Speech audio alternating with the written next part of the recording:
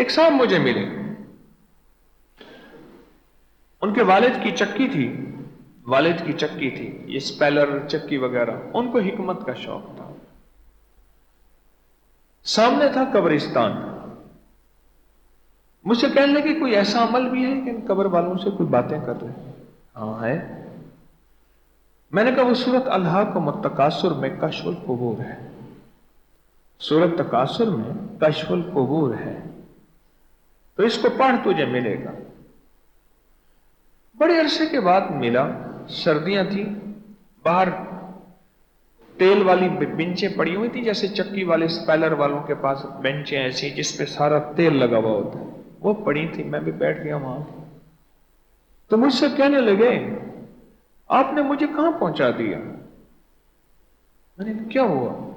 کہ مجھے سورت تکاثر کا ورد بتایا تھا اور مجھے بہت شوق تھا یہ قبر والوں سے بات کرنے کا، تو کچھ ہی دنوں میں میرے اندر موت کی کیفیت پیدا ہوئی کہ بس مٹ جانا ہے، مر جانا ہے۔ پھر میں نے نظروں کی حفاظت پہ مشق شروع کی، سورت کوثر کی وجہ سے موت کی کیفیت پیدا ہوئی۔ پھر میں نے نظروں پہ مشق کی اور نظروں کی حفاظت کی، اس پہ محنت کی۔ میرے ساتھ تو عجیب معاملہ ہوا، جو ساری زندگی میں میرے رب نے، میرے والد نے نہیں کمایا، تھوڑی ہی عرصے میں میں نے اتنا کما لیا، میری تو رزق میں برکت بے بہا ہو گئی۔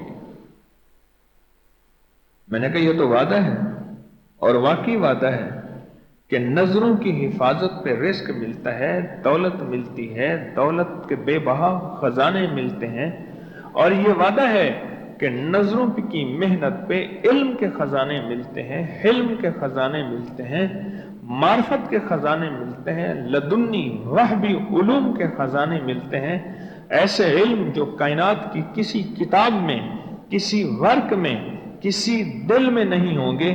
اللہ وہ غیبی علوم اس کے دل پہ متوجہ فرمائیں گے، اور ان علوم کی بارش ہوگی اس شخص کے لیے جس شخص کی نظریں اللہ کے غیر کو دیکھنے سے بچیں گی، اور جو نظروں پہ محنت اور نظروں کی مشق کرے۔